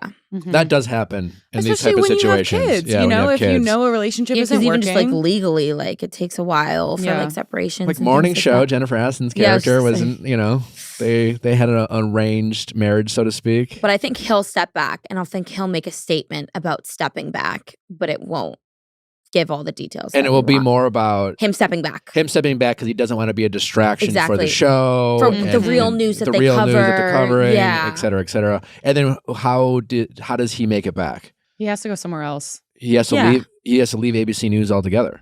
Or at least just that show. Yeah. He's gonna leave They that can't show. be seen together. Now that they've taken them off, I don't think we can put them back up there. Yeah, maybe he'll stop by the Red Table Talk. Maybe he'll give a statement here or there, but I don't think he'll be going back to ABC News. Okay. Okay. Well, if you're looking for a host, Yeah, right. Girl boss. I feel like on the topic of just like kind of PR while we have you there, Mhm. additionally, Balenciaga, another story that is like gripping the nation, but in a much more upsetting and disturbing way. I'm sure everybody is up to date on this, but for those who don't know, Balenciaga ran an ad that had some extremely disturbing imagery and motifs included in them, where it was I haven't basically But seen not any just- images. You haven't? No. Not just one ad, it was multiple. Multiple So- photos. yeah. Yeah. And it was multiple different children. photo shoots. over Yeah. years. There were different child Over models. years? So Yes. it's clear that like the campaign and the general like marketing push this brand was going for, this was not just a one-off situation. Like this was a much more orchestrated and planned. And for example, obviously there was these plushy toys, stuffed animals with bondage that children were holding, which is absolutely foul and disgusting and very wrong. But some of the other examples from the past were like an office shoot with like a model on the table, and all of the documents on the table were from lawsuits that have to do with child pornography. I don't know if I'm allowed to say that. Child pornography and kind of Really? vile, Ugh. disgusting Yeah. cases. So it's much deeper than like the one campaign that just happened. And people are looking. I mean, the internet detectives are finding all of these examples, which is incredible work that they're doing because it's like in the background of things. But I feel like it's like high school English level analysis in terms of like Yeah. there was a roll of like sort of caution tape that had Balenciaga on it, and there were 2 A's, and people realized like Ball is a demon who possesses children. Like It's crazy. it was like Ugh. really crazy, evolved, like And from a PR standpoint, there's been multiple Notes app apologies from Balenciaga, from celebrities that have worked with Balenciaga. But a lot of those apologies are pointing the fingers in different directions. Balenciaga themselves are pointing That's what I'm fingers. saying. The Yeah. lawsuit against the ad agency, I'm like, I'm so sorry, but you approved it. Yeah, I've done a handful. I've done multiple campaigns. And Yeah. you have the company hires the ad agency. The ad agency is the one who actually books you and usually works with your team, et cetera, et cetera, et cetera. And then Even you if- go there. They're always, I hear it 100 times. Well, we have to check with the brand. We have to Yes. check with the brand. We have to check with the brand. We have to run it by the Lawyers. brand. We got to run it by the brand. So like the idea that Balenciaga at any point wasn't fully read into what, even if the ad agency came up with the campaign, it got approved. A company that's Balenciaga size, like several different decision makers and several different approvals. And then once they were going through the campaign, they were always checking with. That's just how it works. It's just like industry standard. Yeah, like, are you trying to say there was some bad actor who had an agenda of making this happen, and like there was utter incompetence such that nobody caught it? Like, no, Like, it was clearly Balenciaga was just busy making fashion, and then they let their advertisers What do is the work. this? They saw it at the same time as everyone else. But it's so incredibly dark and so incredibly disturbing that obviously there's a difference between cancel culture and actually canceling something that is like fucking disturbing and disgusting. And we point fingers all the time at influencers who like fuck up. Yeah. We all need to take that same energy to these types of brands and these types of situations and just cancel them. I mean, cancel might be the wrong word, but it's like, stop. This Yeah, just needs like to be put to a boycott. stop. Where And do they also, go from here? There's nowhere. Okay. I don't think they can go anywhere from Well, here. do you have any insight as to like what they possibly could have been thinking? Because I think that's on everybody's mind, even though they haven't taken accountability and acknowledged that like clearly there was someone who thought this was a good idea for some reason. Do you have any insight as to whether it was always just because it's any publicity is good publicity? Like, No, this is predatory, not PR. I don't think that I think the person who was behind this, it's much, like I said, much deeper, much darker. This is way beyond PR and media. This is like sick, very sick. And some high-end decision makers had a really ugly sense of humor. Yeah. If you want to even call it a sense of humor, I just think it's disgusting and gross. So Yeah. Well, I think they wanted to call it that. Yeah. For sure. Yeah, well, Kim Kardashian has said that she is, she obviously released a statement where she was saying, I'm going to reevaluate my relationship. And since she's canceled outfits that she had coordinated with them for the future, declined brand campaign deal. Yeah, she was going to do a campaign in 2023 that was in the works, but then this all happened. They pulled it. So it does feel like at least there's like a definitive action. Like, I don't think anybody's trying to argue on the side. But to say, I mean, I'm a Kim stan, love Kim, but to say I'm going to reevaluate the relationship. You think it should have been a harder no? Yes. I'm done. Well, her statement was, I've spoken to the team and, I believe this will never happen again. Like, it was still a very friendly. Well, no shit. Yeah. You know what I mean? Like, it was a very friendly notes app apology. Yeah. Do we want to hit the Royals or? Yeah. Yes, Okay, because I feel like I love the Royals. we had a convergence. Have you seen the new trailer? Yes, of course. What do you think? Because I'm not as like Allie. I think it's she's a better than The historian. Bachelor. Like, it's real life Oh, drama. Like, it's like when people like watch and love reality TV like me, but aren't into the Royals. I'm like, you guys, this is reality TV on crack. Like, this is, they're giving everything. Like, it's genuinely This is like OG reality. Yeah, TV. it's hundreds of years of history. insane. Yeah. And it's all so meta. It's so crazy. Oh my God. The second that Kate and William's wedding happened in 2011, I went through what I can now see as a depression. Yeah. Like, I had nothing to live for. So because he was off the market. No, because it was done. Like, I watched daily footage of like the prep, the cake, I knew everything. Wow. I took notes because I didn't want to forget anything. But I also think that, there was these things called biography fairs in elementary school where you like dress up as a person and like react, and everybody was being like Mia Hamm, and like I came in a full ball gown and was Princess Diana. And ever since then, I'm obsessed with Diana. And I think that Harry is Diana's 100%. son. Like, Yeah. 100%. it's so crazy because everything he watched his mom go through, he watched his wife start to go through. And it's so crazy. And and I don't think insane. people talk about it enough. Like, everyone likes to throw in they said they didn't want attention, or they said they didn't want to be famous. Why are they? First off, they never said that. They said they were not going to be working royals. The second Harry was saying, we have to get out, is when Meghan finally shared with him that she was suicidal, and was pregnant with their child. But going off of the trailer that they just dropped, which was more of like, when your iPhone puts together like a memories video of like this day 3 years ago, and it plays like corny music and it's like all those photos. That's what the trailer felt like. I didn't feel like the trailer was giving, but I am very excited for it. I mean, we all watched the Oprah interview, like, were you silenced or silenced?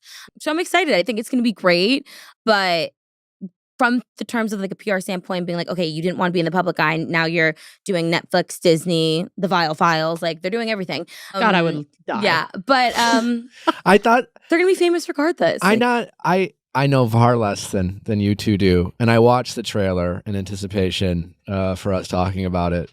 I just thought, given it's their show, I'm sure they have a lot of creative say in everything. I would think, not everyone in their position would, but I would assume they would.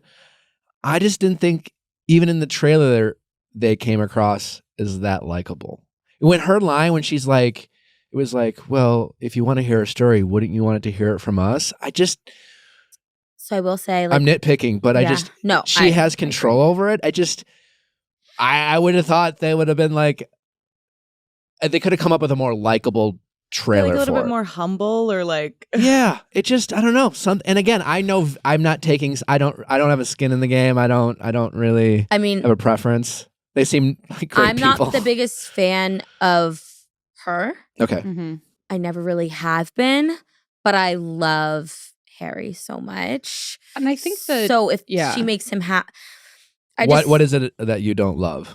I think that what she went through was hell with the royals. Like, I believe everything she said. I mean, it's literally history repeating itself. And if only Diana could have done what she did, we would have a very different world. So I completely agree with her. But I think how she portrays herself is weird. It's not likable at all. Like, she recently did an interview. Did you see the one where she was talking about how she plays bananagrams and reads before bed? Yes. Even just the way she talks, Well, that's what I'm going to point out. Because no, it's the tone. And I flagged it because I was talking about her podcast Archetypes, which is on Spotify. And I love listening to it. And I actually really like the structure and the questions she asks. But it's the tone of which she says things. And it's almost like she's narrating an audiobook as opposed to having like a human to human like it's conversation. highbrow, like the authenticity is lacking. Yes. Which then you compare to blooper reels of Suits, very early interviews of her. So I don't know if she went through a shift for royal protocol. Well, I mean, if she chewed gum wrong, she was I can appreciate where she's coming from. So I'm like, though. I want to get back to like because I do think she's a very genuine, sweet, nice person. There are videos of her when people try to curtsy. She's like, please stop, and like gives them hugs. But it can be really awkward. Also, Northwestern alum, smart cookie. Yeah, I think, I don't know. I'm rooting for them. I like them. But I do think within the past 2 years, just how she's kind of Well, we will be watching. So we also need to talk about the timing of this trailer because this came when William and Kate were in Boston, mutual hometown. And there was a lot of like speculation about this being kind of like a very shady time to drop the trailer right when William and Kate are traveling. They're having a big US trip. Also, they're there for an environmental award. So it's sort of meant to be like a smile and wave. I don't think that. I mean, they could have dropped it at a way more like crazier time. I mean, going to Boston isn't the Olympics. I mean, I wish it was. But yeah, I don't think the timing was super shady. And I also don't think that all of his resentment is towards his brother. I think there's definitely a lot of issues there.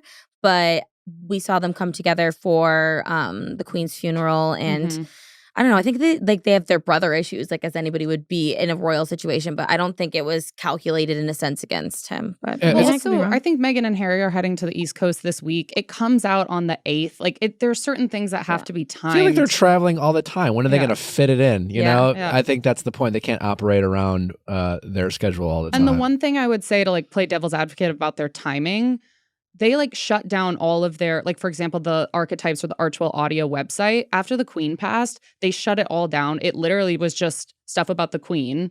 So they have opportunities to continue to shove themselves into the public eye, but I feel like they know timing and they're not trying to be disrespectful. I went to London for the first time this summer and I was taking one of their black cabs, which if you haven't done, is huge. Fun. We got a whole party back there. No, it's great. But also, like, these guys are like pros and they're like brilliant. Yeah, they know all the streets. They're like cab drivers / like tour guides, very lovely people. Cool. And we were just talking with them, and I don't know much about like obviously their culture or their history, having never been there. And he just talked about how like, you know, like we have some weird traditions here in the States, you know, and they like there are people who like truly like they identify by like living for the Queen or the royals, the king, you know, that's where they get their sense of like patriotism for. And so it makes sense why Meghan and Harry are met with so much criticism because not because it's right or justified, but it seems like a lot of people who really believe in the royalty or the royal family, it's all about preserving that and fighting for that, and they're breaking away from that. So I can see why it made me understand the intensity. As someone like myself, I'm like, like this is like made up. But I mean, the king kind of strayed away from royalty and the royal family by getting a divorce and having an affair with Camilla. I want to ask you so badly what you would do with the PR for Camilla. Have you seen the royals' Instagram? It's all like Team Diana, go Team Diana. Whenever they post pictures of Camilla, I'm like, this is some bachelorette Hello, shit. Queen consort. They still haven't let it go. No, they'll never let it go. I mean, she's literally she will never be queen. She's queen consort. But low key, I hate him so much. Oh God, Charles. Do you know he's never tied his own shoes? I kind of think I'm the biggest Diana fan, and I hate Charles, but it's low key kind of romantic in a weird way that like he wanted to be with Camilla the whole time and like actually followed through with it, and they're still Still together. So it's kind of like, okay, whatever. But yeah, I mean, There are three of So us to in this everyone marriage. who's Yeah. seeing someone quite who's married, he will leave her. yeah, no. But I mean, it's messy. I got a question before texting office hours. Apologizing. Yeah. I feel like there's a lot of nuance Mhm. to apologizing now. Yeah. And if you step in it, and especially because usually what happens, with things like Reddit, you have internet rumors, Yeah. right? And Snark pages. yeah, and I think this is where people from my world step in it. People who become kind of public figures overnight and just certainly don't have a lot of experience. They don't even have access to people with PR expertise and things like that. Yeah. They just have like cousins and friends giving a lot of bad advice, Mhm.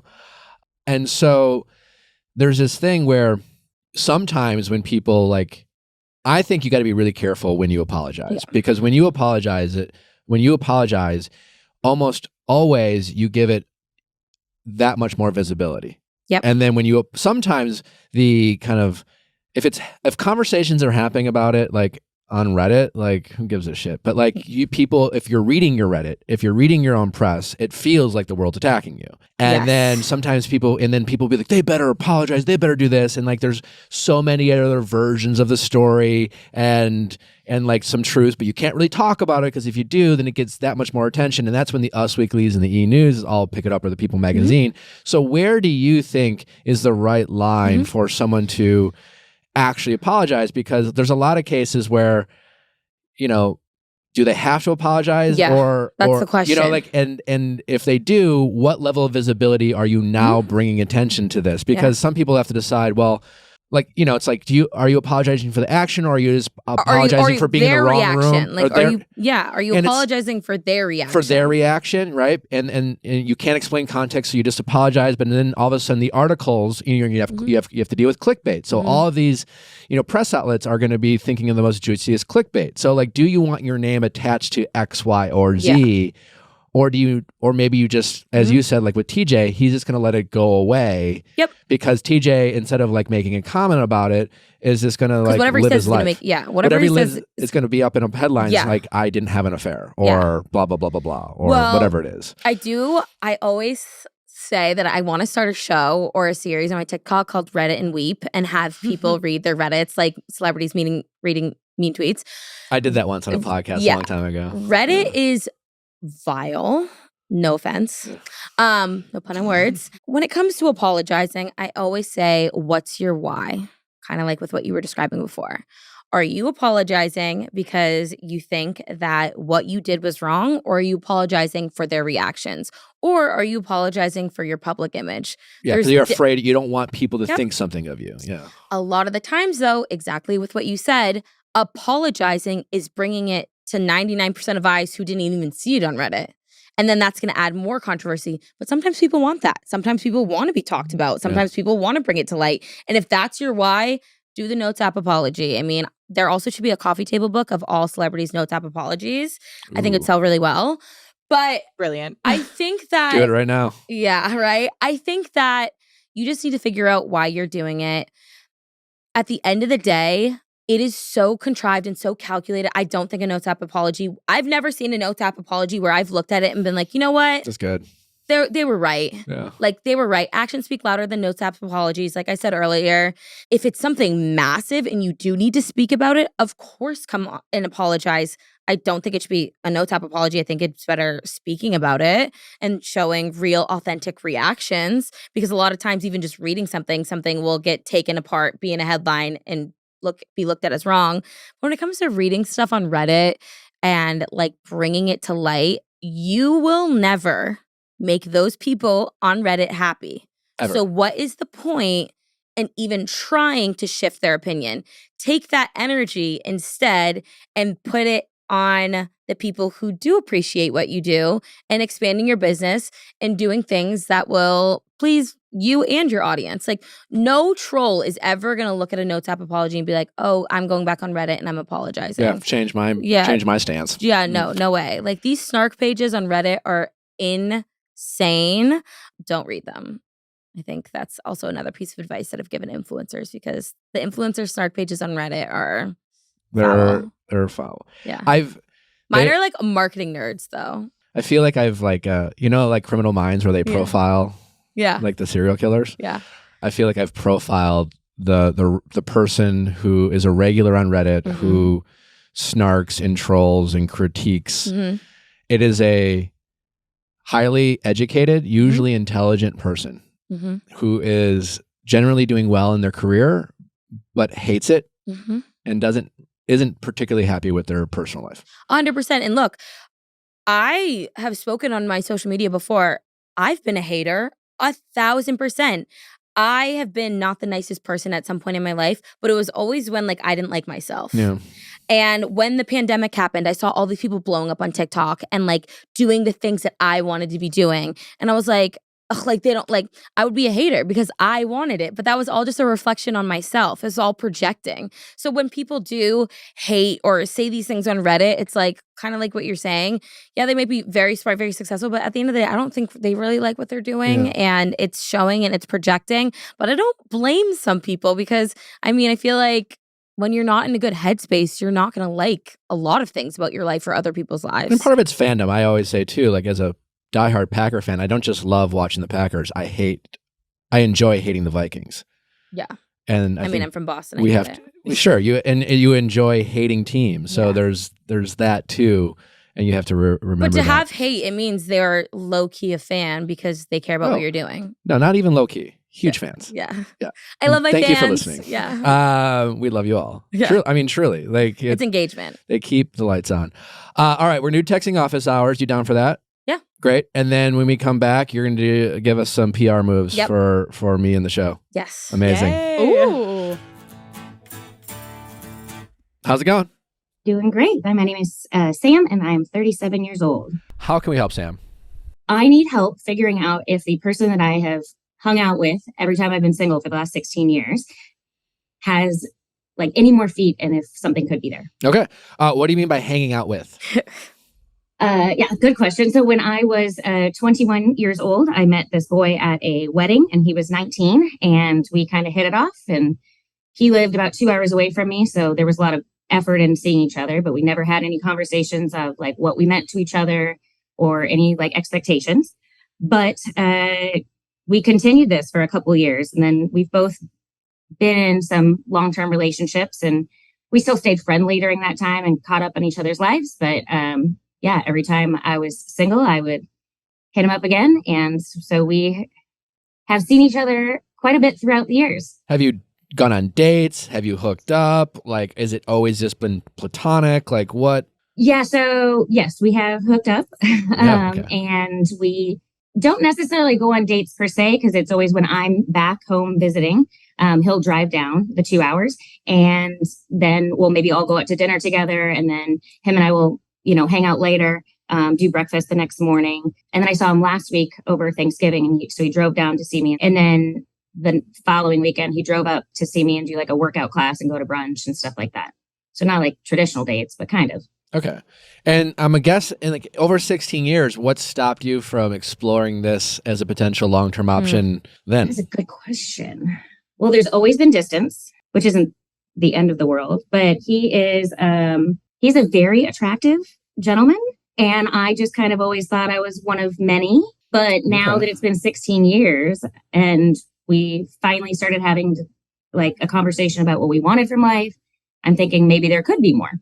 So were there times where you thought like he's too hot for him to want to date me? It's sad to say that, but I think that happens a lot though for people. I know. Like even one of my best friends was like, I mean, I don't know how you pulled him either. Well, that's just rude. Yeah. I'm like, thanks. Yeah. Really appreciate that. How long have you been single now? About a year. Okay. And have you been speaking recently? So we saw each other twice last week when I was back for Thanksgiving. Did you hook up?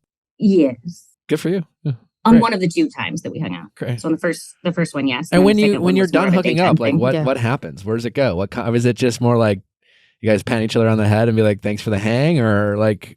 No, it's more like cuddly, and he's very affectionate and stuff too.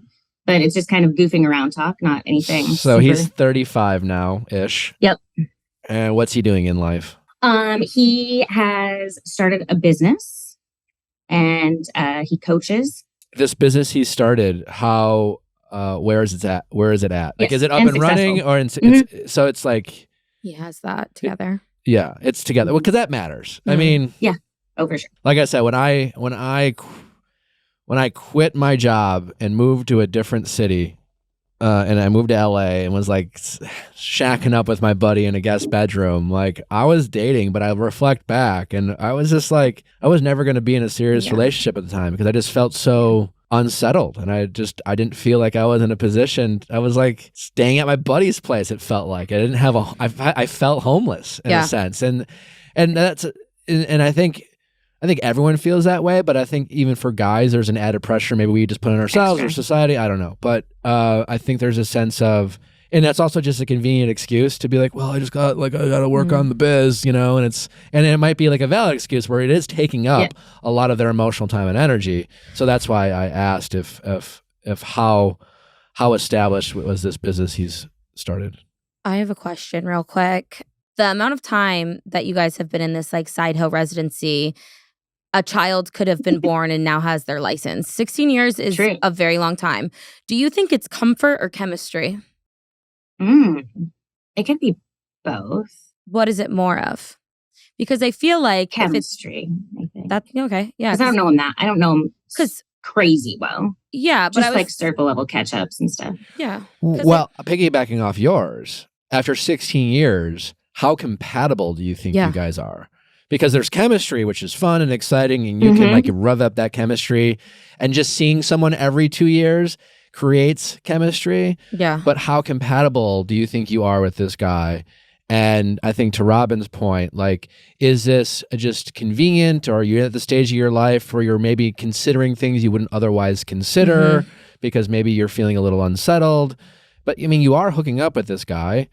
He seems, he's probably still good looking, and now he's got his business. Like, I'm sure there's a lot of things to like, but like, what about a relationship with him excites you?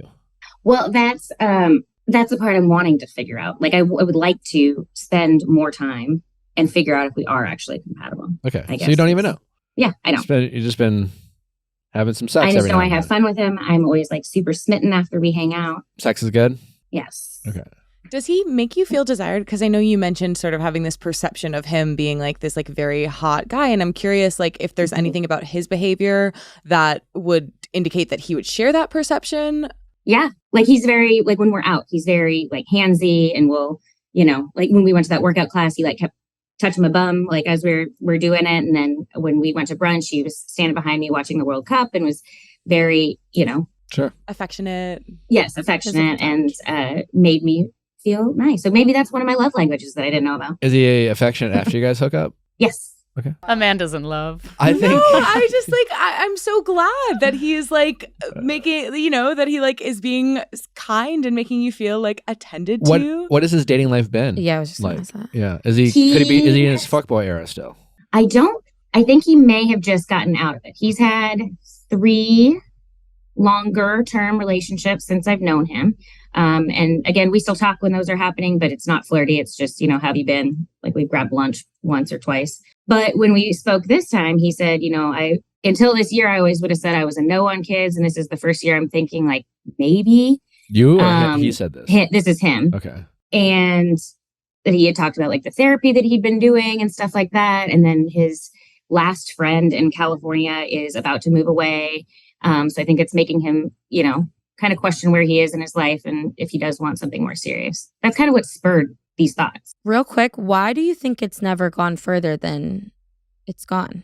Like, in 16 years, never once after like a hookup or like anything where you're like, hey, like, I had so much fun. Like, why do you think nothing has gone further than where it is right now? I am not sure. I mean, besides the fact of me just being chicken and not asking. Yeah. He hasn't asked either. That's what, yeah. True. Yeah. I mean, listen, it just is what it is. I always think you should absolutely shoot your shot for sure. You have nothing to lose except, a bruised ego and some pride. I do think you should brace yourself for not getting the answer that you want. There's, it's been 16 years. He's never really made a move or thought about it. And even if even if he's considered it, there's clearly this barrier. You guys have settled into whatever this is, and to create something new, there's a lot of built-in excuses. It's long distance, so I don't want to ruin what this is, kind of thing, which would be bullshit. But like, it's just a very built-in excuse. So I think have that on top of your mind. But you have nothing to lose. Yeah. Why don't you just text him right now and ask him if he wants to do like a FaceTime date tonight or a Zoom date this week? It'd be kind of random, I know, but you are long distance right now. But I think you want to establish, I want to get to know you. Yeah. When was the last time you hooked up?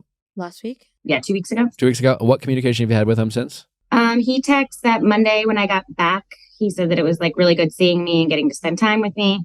And then he's on a trip right now. So I said, like I enjoyed it too. If you make it back from this trip, let's like in one piece, then let's do it again. And he wrote, I'd love to. And then like the kissy emojis. Okay. So he's on a trip like a right big now. emoji person. Yes. Yeah. Do we have to? So I probably wouldn't ask if he wants to FaceTime tonight, but I could. Yeah, no, you don't want in a few days. Where he's on a trip? Miami. Oof. Oh, he's at Art Basel. Yes. Okay. Well, the last text. So he may not make it back in one piece. I'm not sure. He also just definitely might be in his fuckboy era. Yeah. I mean, he's a He could. 35-year-old going to Art Art Basel. Basel. Like, he's a fuckboy. It's fine. I mean, That makes it a lot easier. every fuckboy is someone else's future wife. I'm just saying, just know he's at Art Basel. All right, and let's do a little dramatic reading, if you will, Robyn, if you will indulge me.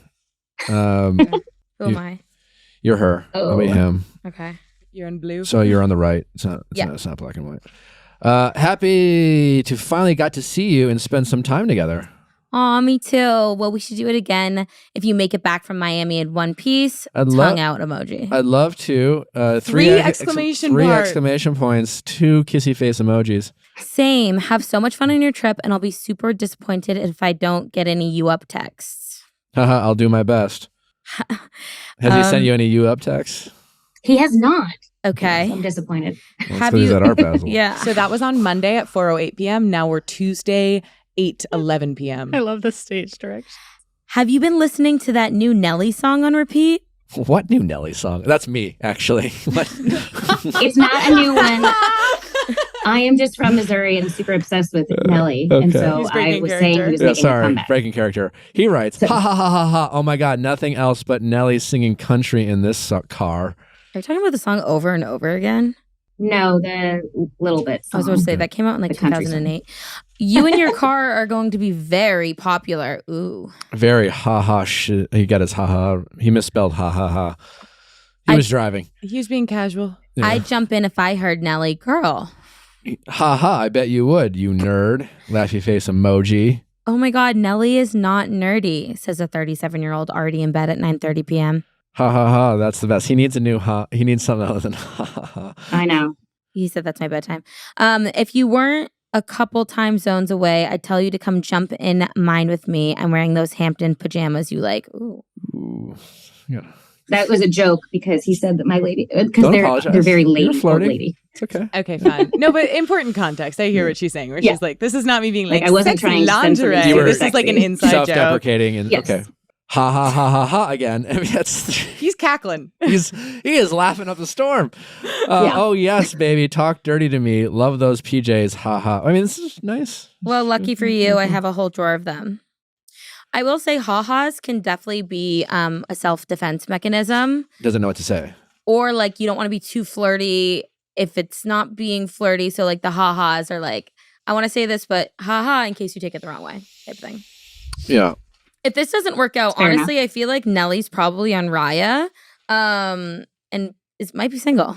I think the conversation's good though. It's a good conversation. Flirty. banter. Yeah. Listen, when he gets back from Art Basel, I think you should just like shoot a shot and just be like, "Hey, what are you doing tonight?" And he's like, "What do you mean?" And because like you're living in He'll be like, parts. haha, what do you mean? Yeah, haha. He'll be like, ha ha ha ha ha ha. What do you mean? And then say like, "Do you want to like FaceTime date tonight? You have each other's number, but call it a date." And then wear the Hampton pajamas. Yeah. Yes. And he'll probably be like, "Well, we need a date." I'm like, we spend all this time like getting together when we're in the same town and hooking up, but like honestly, like I want to get to know you more. And then maybe on that FaceTime date, I don't think you spent a lot of time not coming clean and just saying very casually, it's just like, call me crazy, but like, I'd love to like get to know you more and explore if there's anything here. He might shoot it down right away, but I do think you should put yourself out there pretty quickly. Don't try to like breadcrumb him and like don't try to date him without him knowing that you're dating him, which a lot of people do. Yeah. So just say, I want to try to date you. I want to get to know you. Just put yourself out there. And you can phrase it like, I don't like to do things by half. Like, you know, I think in that way, it's kind of like, because everybody likes to think of themselves as someone who like goes for it and follows through. And I think it's a way of detaching from like maybe some of the more like, do you want to date me? And more of a like definitive, like, this is what I want. We're basically already doing it. Like, let's just full send. Yeah. And just say, well, maybe how about we take a quick trip together or something, or maybe meet up, or just, I think that was the other thing I was going to mention is I have a top performance trip coming up for work. Congrats. In March. Thank you. Ooh. And he could be my plus one, so I can use that as like an opportunity to. Sure, but now you have to figure out: do you want to bring your like? Do you want to do it there? Like, because doing this now might. I would be willing to bet he would easily come as a plus one to a work trip and then leave and have some fun sex and just. Yeah, is he there as a boy toy or as a boyfriend is kind of the question. Well, that's the thing. Yeah, like you have to ask yourself, what's the priority? Having a date to the work trip or potentially seeing him as a dating partner? Because you trying to force the issue now might fuck up this March. March is like several months away, 4 months away. So like this could ruffle that. And like, you have nothing to lose. You've been in bed with this man for 16 years straight. Like, don't be embarrassed. You know what I mean? Like, I feel like a lot of the times it can be more embarrassing to say your feelings than to be like intimate with somebody. But if you think about it, you've already been intimate. You've known this guy for 16 years. He likes you for who you are as a person. Just be honest. Yeah. Like, you don't have anything to lose, and it might be scary, but like, imagine the payoff. And if not, okay, great. Like, at least now you know and you can move forward. Yeah, set yourself free. Yeah. The hard part for you is going to be, because always in these situations, when you shoot your shot, you have to be prepared to walk away. Mm-hmm. Yeah. For you, it's going to be hard just because it's gone on for so long and you're so used to so much gaps in between. So it'd be easy for you to like reset and convince yourself that it's okay for you guys to go back to what you did. But in almost all these cases, again, he's at Art Basel, so like this, he has fuckboy in his blood. If for no other, I don't know where he's at, and so he's going to need someone who shows him that I won't take less than what I want, whenever that is. So you are going to have to stop sleeping with him, and you're probably going to have to show him that you're willing to stop sleeping with him for him to consider wanting more from this relationship. So I do think you should shoot your shot for sure. But because this has played out for over 16 years, I could see this courtship of you trying to see if there's a relationship there potentially lasting long. So I think you have to make sure that you really put yourself out there and see if he's willing to do the same, because it would be easy for him to be like, well, I mean, hey, like, let's just see. Let's go on this trip in March and see. And meanwhile, like, let's not change much. I think you should force the issue, be vulnerable, and see if there's something there, because this could turn into a situationship really fast. And it's not like really a situationship now. It's kind of like this kind of casual. You're not really emotionally invested. It doesn't sound like when you're not hanging out, you're all like wondering what he's doing. But if you crack that seal and you start being vulnerable with him and he starts being a little bit vulnerable with you, you're running the risk of developing these feelings and getting in this situationship where he's like, well, I'm not really sure. I'm just like, I live in California type of thing. So be careful. So over FaceTime, it should be done, not a text message. Yeah, I think over FaceTime, you should tell him what you've been thinking. I don't think you should do that over text messaging. Okay. I think over text message, you hit him up and be like, what are you doing tonight? And then kind of call it a date, and then plant that seed in his head and see what he says. Okay. I like it. Let us know how it goes. For sure. Yeah, for sure. Thank you. Follow-up. All right, take care. Bye. Bye. All right, Robyn, what do you got for us? Okay. Let me pull out my handy dandy notes app. Do you have an apology? No, I wish. So these are PR moves I have for the Viall Files and for you guys in general. I think that you should come up with some sort of dating segment or show on this podcast called Viall Dial, where it starts off as you find a guest, and you set them up with texting with 3 women. This goes on for one day. You guys do exactly this. Look over the text messages. And then he decides to have 3 phone calls with the girls. You guys come up with questions and topics that you guys think they should talk about. Same with the audience. So the audience is involved as well. And then at the end of the 3 phone calls, you guys decide who he should go on a date with without being able to see them, just through text message and with the phone calls. They go on the date, they come back, and then they let the audience or you guys know how the date went, why you think it went in that direction, and kind of going through there. Because I think it's like in the world of Love is Blind, the kind of like blind setup date just off of personality dating would be great, especially with your advice. And I think that this is very good. We've been working with not exactly that, but we've discussed. Yeah. But that's really good. Thank you. Yeah. And then I think you guys should have an out of office tour, obviously like Viall Files, like office, like out of office tour, where you guys go around to cities and the audience, it's like a singles night where everybody who comes are singles, and you guys kind of set up audience interactions with people of the opposite sex, getting to know each other. Do your podcast, but then have half of it be kind of like a speed dating singles night type of vibe, so that people who are in relationships can come and watch at first. And then after it, you guys have like activations almost for singles to go through that have to do with things that you guys discuss on the show. Another segment or idea that I came up with should be called And Cut. And that's when you have eliminated Bachelor and or dating show contestants come on with you and a therapist, and you go through their time on the show, their dating history, and you kind of break down what the show can't show, which is why they are the way that they are in relationships, what they need going forward, and kind of give them the redemption arc after they're publicly brought down by these shows and by their dating experiences on TV. Yeah, so those are 3 segments that I came up with. Those are great. Yeah. Thank you. Thank you. Viall Dials. I like that. Yeah. Viall Dials. That's Yeah. really great.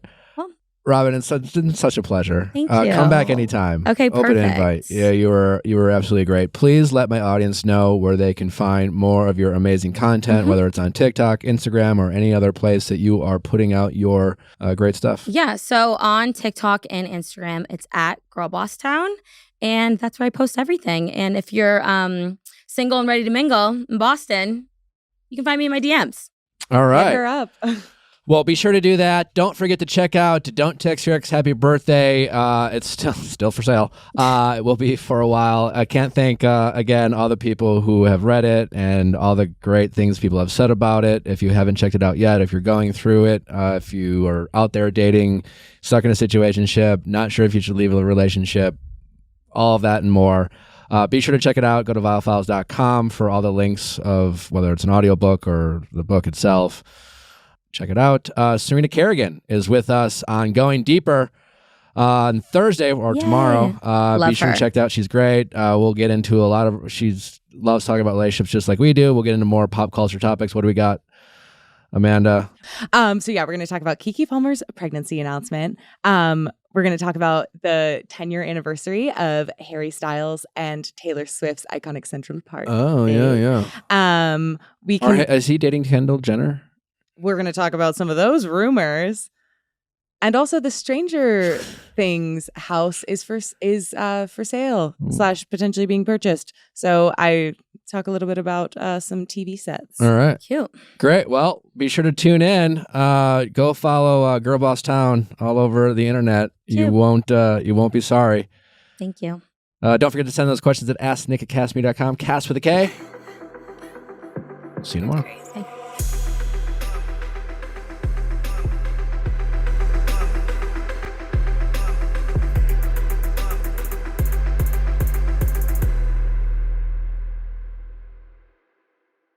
Bye. Hey guys, thanks for watching. But before you go, make sure you like, subscribe, and ring that bell so you don't miss any future videos, like our Mondays Ask Nick, especially if you're looking for some relationship stories and relationship advice, as well as our Wednesday interviews with your favorite celebrities and experts. See you next time.